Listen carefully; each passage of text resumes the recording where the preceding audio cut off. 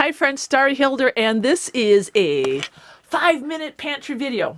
Now, you've been here before, and you know that we do a lot of canning of our own meat, be it venison, a bear.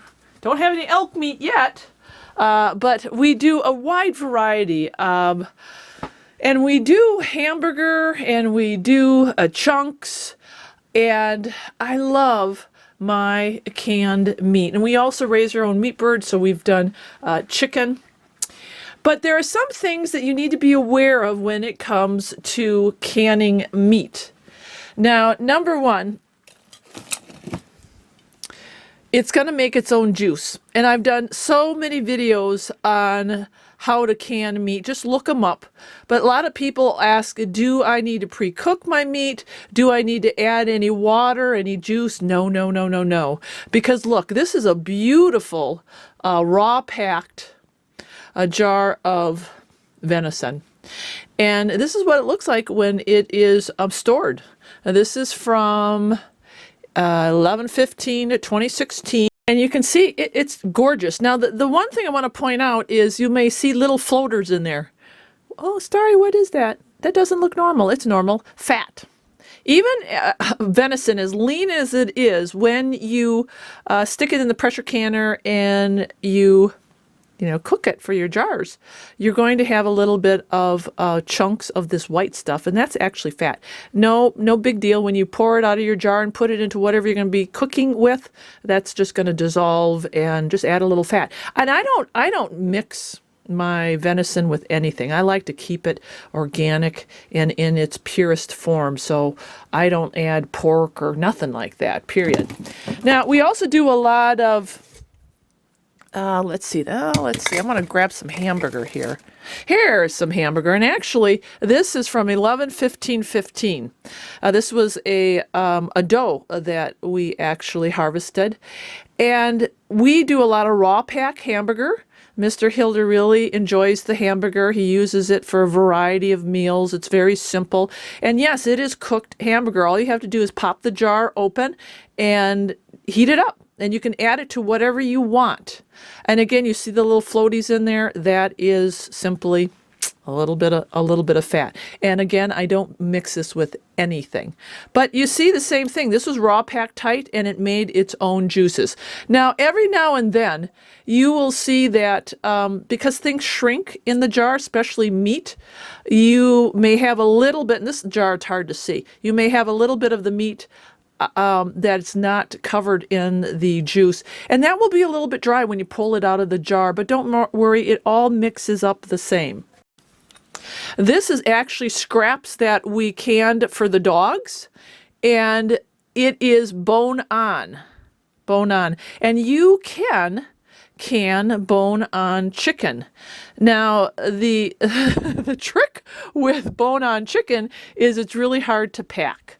And as you can see, there's a lot on the top, a lot of air there, because it shrinks. Just keep in the back of your mind, when you are packing your jars, any type of meat, you got to pack them pretty tight because meat shrinks. It gets tiny. And I tried to pack this as best I could, but it was bone-on. And bone-on has a different processing time. But when you take this out of the jar, just know that the bone-on chicken is going to fall right apart. And some people like canning with bone-on because trying to, pick it in its raw form, it's a pain in the butt. So, people are like, just throw it right in the jar. It cooks right up. And then when you open it, wham, you're good. It's done. I mean, it just falls off the bone. What else we got here that I can show you? I mean, we just have a variety of different types of meat. Here are, again, our chicken from our meat birds, the 1 year. This is from 2017. Look at that. And it's just beautiful juices. Beautiful juices. And you may be asking, what do we use our all this meat for?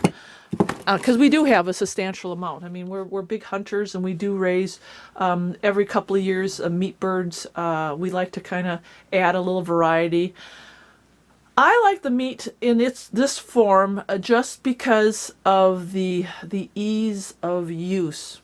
Again, we're always on the go. We're very active people. And if I can come into the pantry at the end of a hard day and grab some venison and whip up some beef stew, it's going to be done within minutes because I don't have to pre-cook anything. Does pre-cooked food, the meat taste a little bit different? If you like slow-cooked meat, that's what it tastes like. It tastes like slow-cooked meat. Hamburger, it's a little different. I'm not a big fan of the hamburger. Mr. Hilder is. But when you mix it with, you can make spaghetti sauce with it. You can mix it into a taco. You can do, I mean, there's a lot of different things you can do with the hamburger. So you can dress it up. Would you eat hamburger right out of the jar? I wouldn't. I don't like it right out of the jar. I think it's too plain. Even if you season it, I think it's a little bit on the dry side. But I will eat, and I'm not a meat eater, but I will eat venison right out of the jar. It tastes that good. It tastes that good. It falls apart. And chicken out of the jar, oh, wonderful, wonderful. And so many different recipes for pre-cooked chicken. But again, it is a little bit different. It's not going to taste like your fried chicken. This is like slow cook. So wrap your brain around that when you are canning your meats. But then you just store them in your pantry in a cool, dark place. You know, when we turn off this light, it is dark and it's cool because it's right. You know, our house is built. This is concrete here. It's bermed right into the earth. So we have a perfect pantry for long-term and short-term food storage. And how long will it last? Honey, it's going to last you for the rest of your life until you open it up. There is no expiration dates on any jarred canned food, period. There just isn't. I get that question over and over again. So there you go. Hopefully this was 5 minutes.